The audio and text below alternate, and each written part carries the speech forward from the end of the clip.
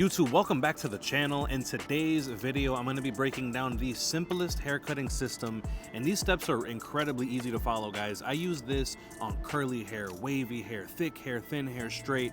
You know, it doesn't matter, guys. I use the same principles with every single haircut, and they apply to tapers, to low fades, to high fades. So cutting hair like this has really helped me be more efficient. It's helped me fit a lot more people in my schedule, and it's also kept my anxiety levels down. I used to get nervous when I would have different hair textures sit in my chair, but that's just not the case anymore, guys. So let's lock right into this. We're gonna need to even out the top of his hair, right? And obviously, you know, he's coming fresh off he just took his hat off, so his hair is going to be a little more concentrated, right? It's a little more clumped up.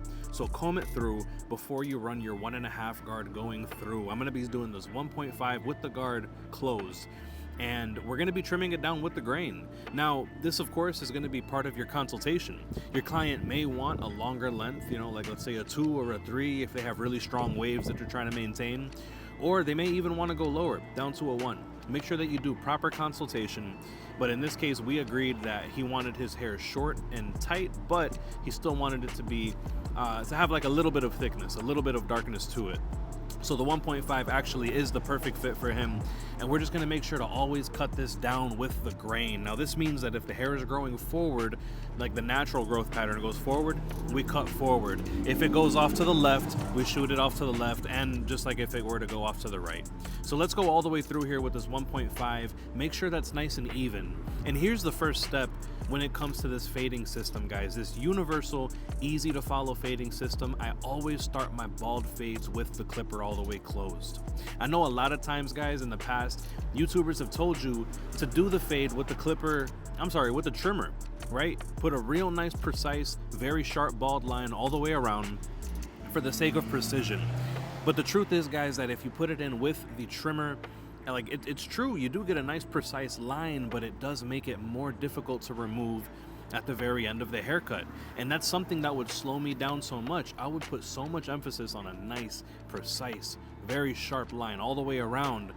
By the time that it came to the end of the haircut, to fade it out, it was pretty challenging, right? So I found that going in with the clipper all the way close to set that first line helps tremendously.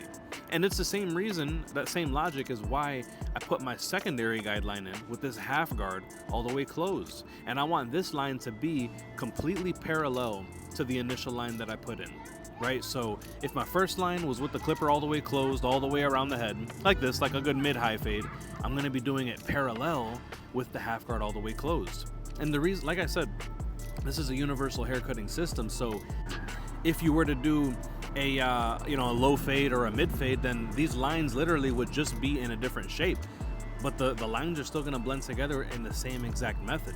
So make sure that this half line is completely parallel, and don't do it too narrow. You need space to blend. So now, guys, we're getting into the next level up, and this is with the 1.5 guard. And depending on the situation, you know, in this case, I'm going to be starting with it all the way open because I'm going to want to float this up into the darkness at the very top of his head, right? So you'll notice that a very important part of my haircutting system is that clipper pressure, the way that you hold the clipper. Notice that I don't really have the clipper like super tight and flush up against his head. I tend to cut hair with like a very light pressure. You know, I like to apply pressure at the very bottom, but then lighten and float my way up and off the head. That really helps me save time in creating the shape, but also removing unnecessary bulk as I'm working my way down. So I've already hit everything with the 1.5 open. You saw me close the lever down now, and I'm pretty much going to be repeating these motions over and over again. You know, anything that I wasn't able to pick up with the 1.5 guard with the lever open, I'm going to pick it up with the 1.5 guard closed. And that's the concept, guys. You know, by the time that we move down to the next guard, which I'll show you which one it is momentarily, you know, you just continue working your way slightly, incrementally lower and lower in the fade. And that just helps kind of shave away these different layers to help it all mesh and merge together. Now, if you guys aren't familiar with the clipper and the tools that we're using in today's video, it's pretty dope, man, because this is a new release from this year that Babyliss put out. It's a Tomb 45 and Babyliss collaboration. Now, this set actually charges wirelessly, So, you know, when you buy this clipper from the proper sources, you know, it'll come with the wireless charging mat already included. So it's kind of cool, man. If any of you guys have used the Tomb 45 power mat before, you can keep using it, but without having to buy the adapters, you know, to plug into the bottom of your clipper, man. But make sure you get it from the sources that I have linked in the description or the tag products of this video, because some manufacturers or some sellers are selling it without the pad, and that's not the way that it's meant to be. So here we go. We're back with this half guard here, and now remember that secondary guideline, we put it in with the clipper all the way closed with the half guard, right? So now I'm just returning back to that same half guard, going in with the lever all the way open, and I'm keeping the same concept going, guys. I have the half guard open, floating my way up into the darkness or the gradients that needs to be worked on there, right? So I'm gonna pick everything up that I can with this half guard all the way open, and maybe I'm gonna hit it halfway too, you know, put the lever halfway, catch everything that I can catch there. By the time that we're all the way closed, it's gonna match perfectly to that line that we initially put in. And now we're not gonna have to worry about anything except for fading out that very bottom bald line. One of the things that I like to keep in mind when, you know, I put the half guard, the half line in with the half guard, instead of how other YouTubers may do it with no guard all the way open, I find that this part of the haircut, it's easier to blend from guard to guard than it is to blend from guard to no guard, right? From guard to blade. Now let me know in the comment section down below if that makes sense to you, okay? Because it's so easy to blend like the half open into the half closed, rather than having to kind of finesse that transition from no guard at all, you know, down to this half guard. So let me know if that does make sense down below. But like I said, these are all things that I've implemented over time that have just helped me save so much more time, and I'm really confident they can do the same for you as well.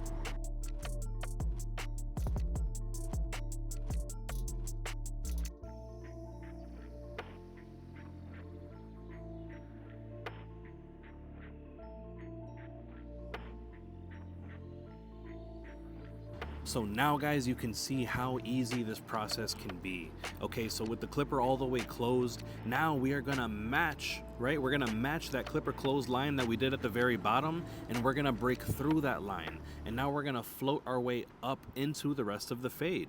So, you know, the thing is that you gotta think about is I used to have a lot of anxiety about being afraid of pushing the fade too high. Like, I did all this work to set the foundation, but now, you know, my low fade is going to become a high fade. My high fade is now going to become a boosie fade, right? You don't have to worry about that if you keep in mind, like, yes, you have to accept you are going to be going higher and higher in the fade, but at the same time, you're going to be getting longer and longer every time you move higher in the blend. And you control that with the lever. So if at the bottom we're all the way closed with the clipper, kind of pushing that line up a little bit, now I'm gonna go and open one more notch, and I can push it up a little bit more, and I can open up another notch, which means I'm getting a little longer and going a little higher. Then I go a little more longer and I go another bit higher. And you just keep doing this over and over again, and you'll see right here we're getting really close to that point where when the clipper is all the way open, it should float and blend seamlessly into that foundation that we set with the half guard all the way closed. So let's watch this come together. Like I said, we're going down to that very bottom line, clipper closed, and slowly working our way higher and higher in the blend.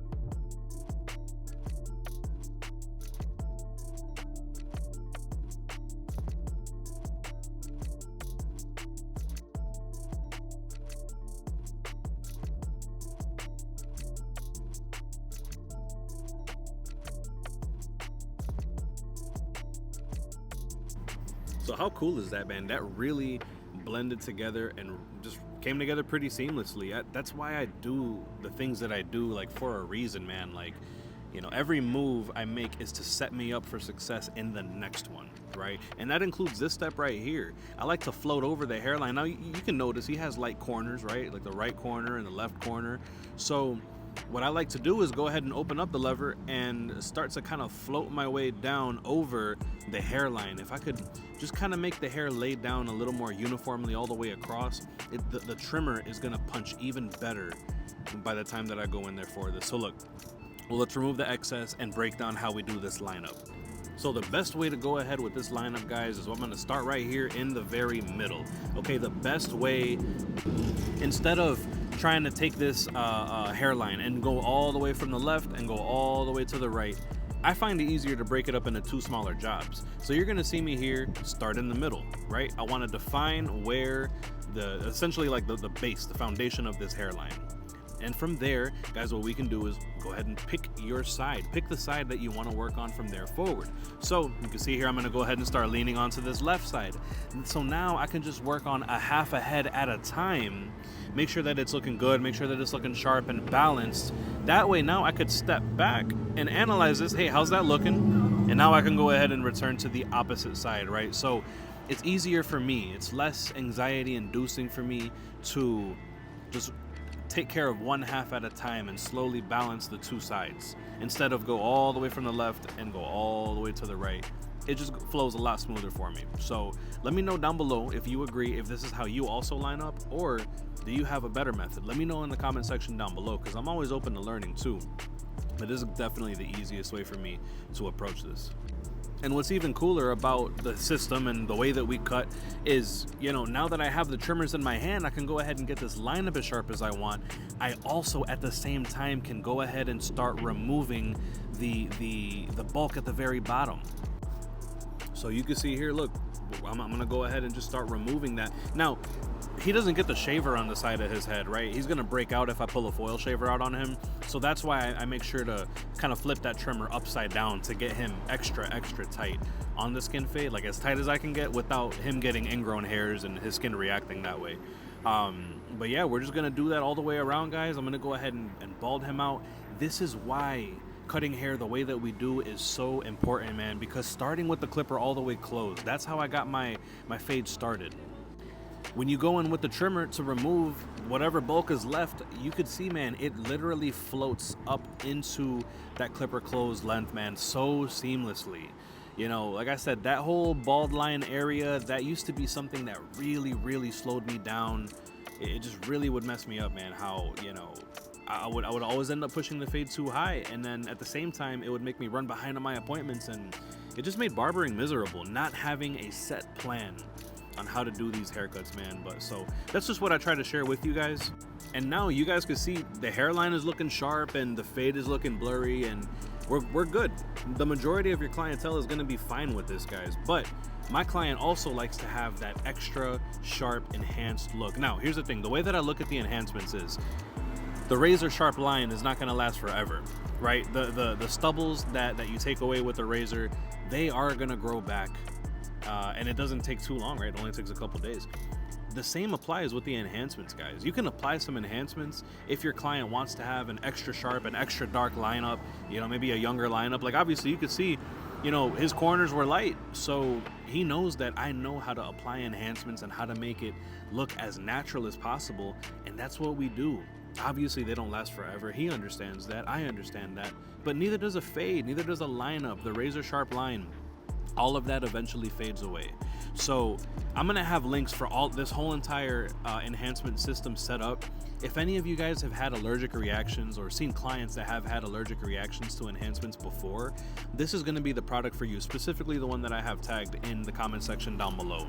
It's 100% allergy proof, and I think it's because it didn't rely on using too many like artificial chemicals. You know what I'm saying? Like it really just focuses on tinting the skin, and it's not a hair dye that as a side effect tints the skin, right? So we're gonna go ahead and pretty much layer on, you know, just whatever we need to for this enhancement. This is a waterproof and allergy proof base, and then we're gonna follow up with some fibers. And the same company that makes the enhancement, the no drip, same company that makes these fibers here, man. So you know, 245, man, we have a whole lineup of these products, man, and it's cool because the waterproof base, you know, gives it that it's literally called no drip. You know, it gives it that color base that will not drip, that will not sweat. And if you want to add a little bit more of a textured look on top of it, you can follow up with these fibers right here, man. So, you know, you could use the same stencil that you use for the airbrush enhancement. But it's pretty cool, man. Just remember, the goal is not to make it look fake, right? You want this to look as natural as possible. And that's where fibers come in. It gives it that natural textured look, you know. So it's kind of cool, man. Leave me a comment down below and let me know what you guys think about this. Let me know what you think about the process and the finished product here that you can see. But yeah, guys, you know, I'm gonna have more videos coming soon. And share this with any barber that you currently know is struggling with efficiency. You know, it's one thing to acquire the knowledge yourself, but it's a whole nother thing to share with a friend, man. So definitely do that for me down below, guys. And if y'all have any questions, any comments, any concerns, any feedback, leave a comment down below, because to my knowledge, I have 100% response reply rate. So, you know, let me know, man. Leave your comments down below.